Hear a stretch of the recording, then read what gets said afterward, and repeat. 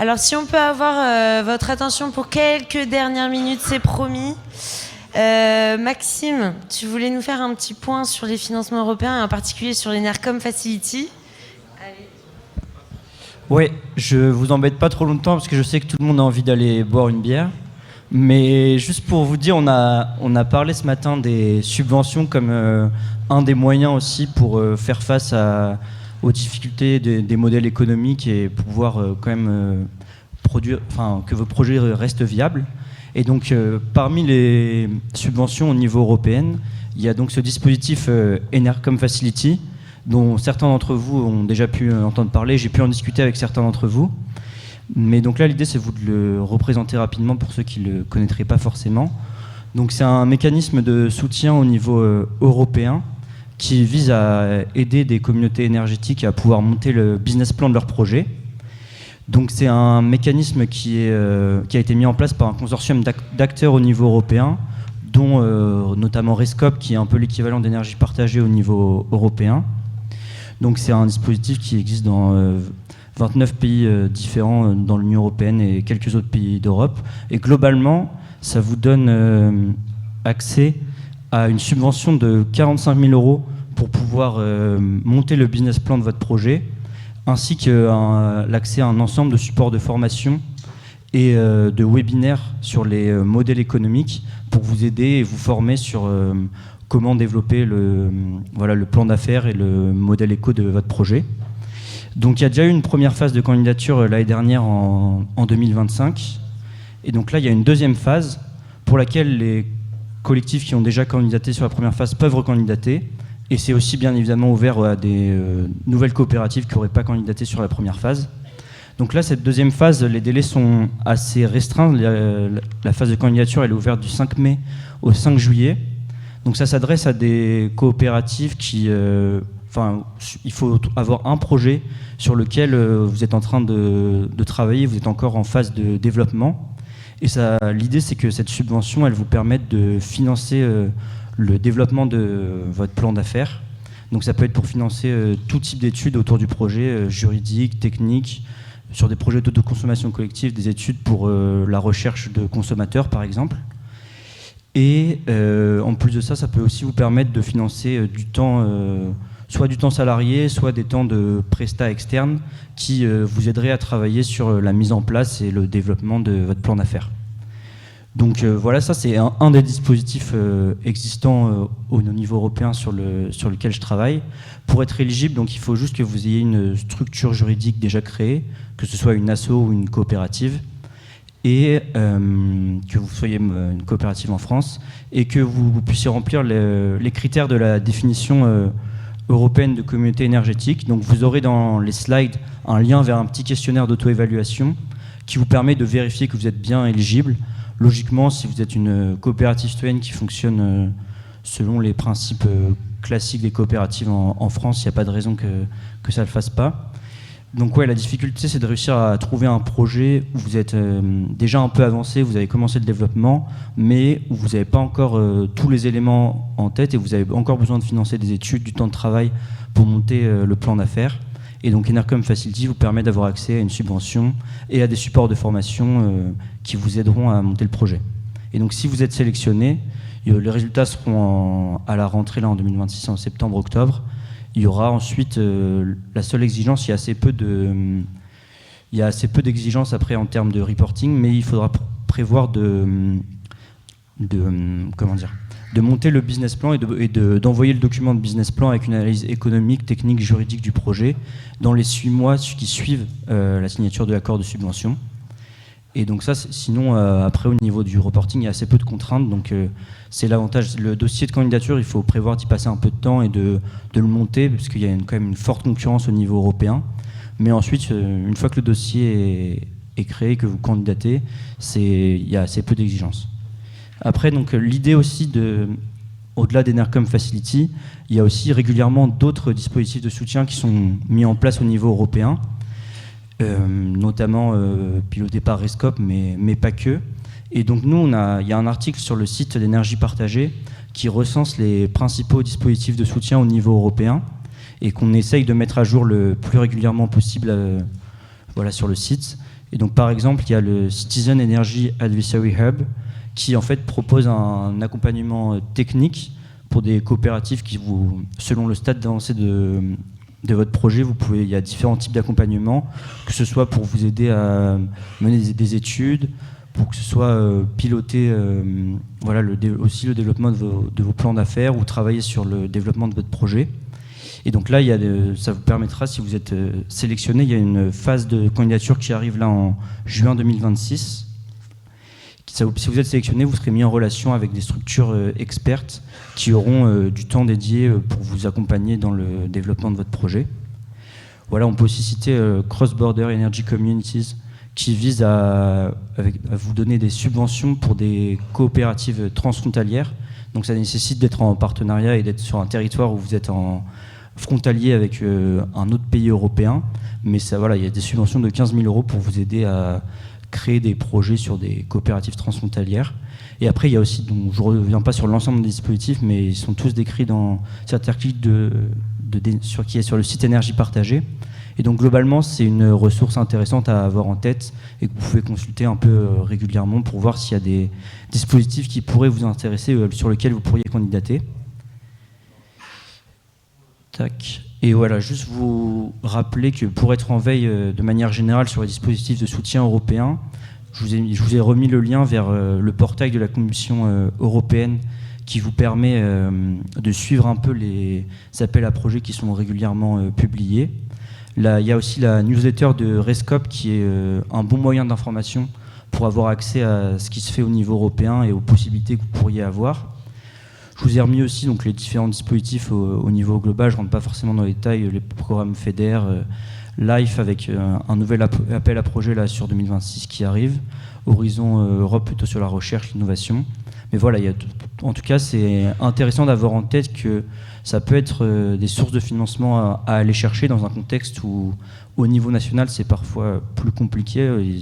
Il y a aussi de l'argent à aller chercher au niveau européen et ça peut être intéressant à consulter. Et donc, je vous ai aussi remis le lien vers le diapo d'un webinaire qui avait été fait par Énergie Partagée il y a 2 ou 3 ans, qui donne aussi un peu des tips et des conseils sur comment analyser un dispositif de soutien européen, un appel à projet européen, et voir un peu un critère de comment on fait pour candidater, quels critères on se donne pour voir si ça vaut la peine d'y aller, de travailler le dossier. Donc voilà, je vous aurai accès à toutes ces ressources dans le diapo, si ça peut vous aider un peu dans la recherche de financement. J'ai une question sur le premier NERCOM Facility, là, parce qu'on s'y a intéressé. Et en fait, ce qu'on a vu, c'est que sur la première phase, il y a eu beaucoup de candidats. Il y a eu entre 9 et 12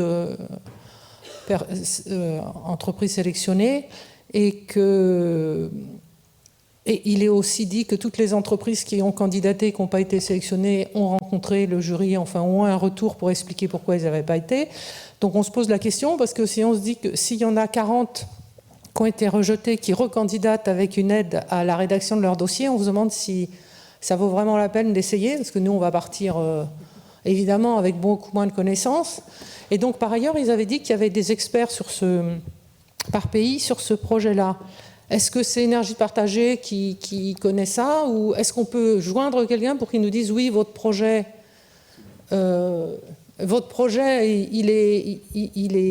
c'est un bon projet pour y aller ou pas? Parce que moi on a fait le premier test et puis on a vu, il y a quand même du boulot. Donc faire le boulot en se disant qu'on a une chance sur 100 de passer, on le fera pas, quoi.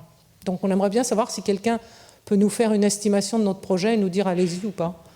Eh ben, ça tombe bien, c'est moi qui suis en charge des NERCOM Facility pour Énergie Partagée, et donc Énergie Partagée est référent national pour diffuser les informations et voilà, accompagner les coopératives. Donc si tu veux, on pourra aussi en rediscuter et ça permettra qu'on voit si c'est possible. Ouais. D'accord. Carrément. Merci. Oui, bonjour. Bonsoir. Donc je m'appelle Bérangère, je travaille chez Énergie Partagée, aussi dans la tête de réseau. Et moi, je voulais vous parler assez rapidement d'un programme qu'on a mené pendant 2 ans et vous délivrer un petit peu pourquoi on a fait ça, les résultats et et vous parler du coup des ressources qui sont mises à votre disposition et qui, je pense, vont vous intéresser. Alors, il y a beaucoup de choses écrites, mais écoutez. Aujourd'hui, j'ai entendu beaucoup de mots qu'on a pas mal utilisés pendant 2 ans. Professionnaliser, se diversifier, faire évoluer la gouvernance, repenser le sens de pourquoi on fait ça, vu qu'on ne peut plus vraiment faire pour beaucoup de collectifs les projets pour lesquels on s'était lancé à l'époque. Et donc voilà, c'est l'objectif de ce programme-là, d'accompagner tous ces questionnements. Donc ça s'appelle accompagner des opérateurs énergétiques territoriaux et citoyens. Donc qu'est-ce qu'on a fait? En fait, on a remporté un appel à projet FSE+, donc voilà, financé par l'Europe. On a en fait déployé des méthodologies d'accompagnement pour aider les animateurs régionaux à vous accompagner sur la partie plutôt devenir des opérateurs solides, changer d'échelle, voilà, avec une vision plus entrepreneuriale, et donc venir se concentrer plutôt sur la structure qui porte des projets et pas sur vous aider à faire des installations. Hein, ce qu'on faisait beaucoup en fait au début d'énergie partagée, voilà, dans les accompagnements qu'on pouvait apporter. Le petit acronyme OETC, donc voilà, ne vous focalisez pas trop sur ce mot-là, c'est les programmes européens, donc il faut innover, inventer un petit peu des concepts. Qu'est-ce que ça veut dire OETC? C'est juste des entreprises qui ont une gouvernance de type coopérative, donc comme vous, qui ont un ancrage territorial, qui offrent différents services énergétiques, donc de la production mais pas que, et qui ont des installations qui sont labellisées énergie partagée. Voilà, la seule peut-être différence avec un collectif citoyen, c'est la dimension, on est en capacité de changer d'échelle, on a envie de changer d'échelle, on veut mettre en place des modèles économiques pour changer d'échelle. Voilà. Mais voilà, en gros, OETC égale collectif citoyen. Donc l'intérêt un petit peu de ce programme, c'était de aussi faire évoluer les savoir-faire d'accompagnement que peuvent avoir la 50aine d'animateurs régionaux qu'il y a sur le territoire. Et puis voilà, d'intégrer tout ce qui est une démarche plus entrepreneuriale, avec aussi de la gestion de risque, hein, c'est un mot que j'ai pas mal entendu aujourd'hui, la gestion de risque. Et ce qui est intéressant, c'est qu'on s'est beaucoup appuyé aussi sur des opérateurs chaleur, donc pour aussi retirer le savoir-faire qu'ils ont autour de voilà, la manière dont ils ont monté ces entreprises territoriales, qui sont un petit peu différentes des collectifs citoyens dans la filière électrique. Et donc, qu'est-ce qu'on en a ressorti? Ouais, tu peux passer ça. Qu'est-ce qu'on en a ressorti de tout ça? On a construit et déployé 3 parcours d'accompagnement. Donc, vous voyez, sur une phase d'émergence, de consolidation et de changement d'échelle. Aujourd'hui, il y en a beaucoup parmi vous qui sont un peu dans cette phase de consolidation, c'est-à-dire ils ont déjà des grappes photovoltaïques et là ils sont un peu au milieu du gué et ils se demandent c'est quoi la suite, qu'est-ce qu'on fait, quel type de nouveaux projets on peut développer. Et donc c'est un petit peu le moment où on s'auto-diagnostique et on essaye de corriger ses faiblesses et puis de s'adapter au contexte, hein, évidemment, qui change. Voilà, et donc on a fait pas mal de formations, on a aussi, il y avait des personnes avec de l'expertise qui répondaient aux questions des animateurs régionaux qui faisaient de l'accompagnement individuel. Donc il y a eu tout ça auprès des animateurs régionaux. Et puis après, ces animateurs régionaux, ils sont venus utiliser tous ces nouveaux outils pour faire des accompagnements individuels auprès de 28 collectifs, à la fois dans la chaleur et à la fois dans la filière électrique. Et donc de tout ça, on en a construit des ressources avec plein de nouvelles choses, notamment des modèles de business plan, des modèles de BP Corporate, mais aussi des choses sur l'évolution de la gouvernance, voilà, sur plein de thématiques différentes, mais qui sont plutôt ordonnées de manière par rapport à la phase dans laquelle votre coopérative est en ce moment. Donc tout ça vous est accessible depuis hier sur le centre des ressources d'énergie partagée. Et donc je vous ai mis plein de liens cliquables sur cette petite slide. Vous avez aussi, et je note parce que c'est intéressant, 6 collectifs citoyens qui ont répondu à notre enquête et on a réalisé des fiches retour d'expérience pour savoir comment eux avaient salarié des gens ou pas, s'appuyer sur des compétences externes, comment ils faisaient pour mailler leur territoire, voilà. Donc des opérateurs qu'on trouvait intéressants pour vous inspirer. Et peut-être vous dire que si ces sujets vous intéressent, ou en tout cas que ça a attisé votre curiosité, il y aura un séminaire d'une matinée en parallèle de la table ronde à Redon, voilà, auquel vous pouvez vous inscrire évidemment. Et également, on lance une liste mail qui est dédiée aux salariés de coopératives ou de salariés qui sont dans des BE qui travaillent qui font de l'énergie citoyenne. Voilà, n'hésitez pas à me contacter, à me faire des retours sur les ressources. Nous, ça nous intéresse. Hein, on a besoin d'avoir vos retours pour bien répondre aux besoins de terrain. Donc, n'hésitez pas à me contacter. Il y a mon adresse mail qui est truffée dans toutes les ressources. Voilà. Et je reste à votre disposition si vous avez des questions à la fin de la journée. Et je te repasse la parole. Merci Bérangère. Et du coup, un dernier mot, après on vous libère. Juste pour rappeler que cette journée, elle s'inscrit dans le cadre de l'atelier thématique national, GRAPV ACC, qui produit plein de ressources et que toutes ces ressources, elles sont disponibles sur le centre de ressources, que je vous invite fortement à les consulter. On sait que parfois c'est un peu compliqué de s'y retrouver, mais c'est quand même un vrai petit trésor et puis on travaille activement, n'est-ce pas Julien, à ordonner tout ça de façon un peu pédagogique et voilà, faciliter un peu la vie pour utiliser ces ressources. Un petit mot aussi du coup sur les actions qui nous restent à mener dans le cadre de cet atelier thématique pour la fin 2026, parce qu'on a encore du pain sur la planche. On prévoit donc de finaliser le kit recruter des consommateurs dans une opération de l'ACC sur lequel certains ou certaines d'entre vous ont dû travailler cet après-midi ou ce matin, je ne sais plus, dans l'atelier dédié. On va mettre à jour le guide ACC qui en a grandement besoin. Nous allons aussi, en partenariat avec l'association des centrales villageoises, mener une étude sur l'agrégation et la responsabilité d'équilibre et les résultats seront partagés normalement, si tout se passe bien, aux rencontres nationales à Redon. Et puis on continue les webinaires de retour d'expérience, de projets inspirants, mais aussi d'initiation au grand public pour acculturer le grand public à l'ACC. Donc il y a déjà 2 rendez-vous de programmés et puis d'autres webinaires qui arriveront. Et un mot quand même pour remercier toutes les personnes qui sont engagées dans cet atelier thématique, qui sont surtout engagées dans le comité de pilotage, le COPIL, comme on l'appelle. J'ai mis la photo de quelques-uns, quelques-unes, mais il y en a d'autres. Merci, parce que c'est quand même grâce à ces personnes-là qu'on produit autant de choses. Bravo, on peut les applaudir. Ouais, on peut.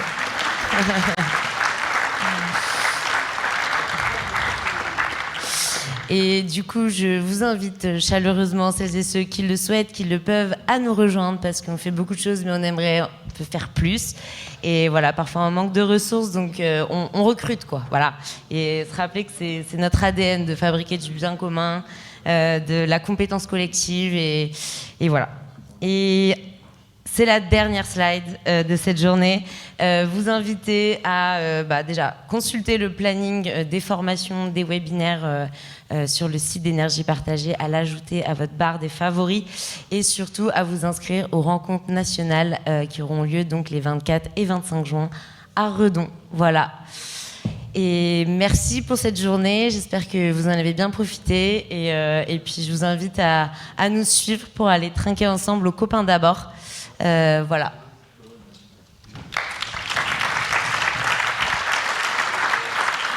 Et on peut aussi remercier l'équipe Sirena d'avoir organisé cette journée, Justine d'Énergie Partagée d'avoir organisé cette journée, la région de nous accueillir.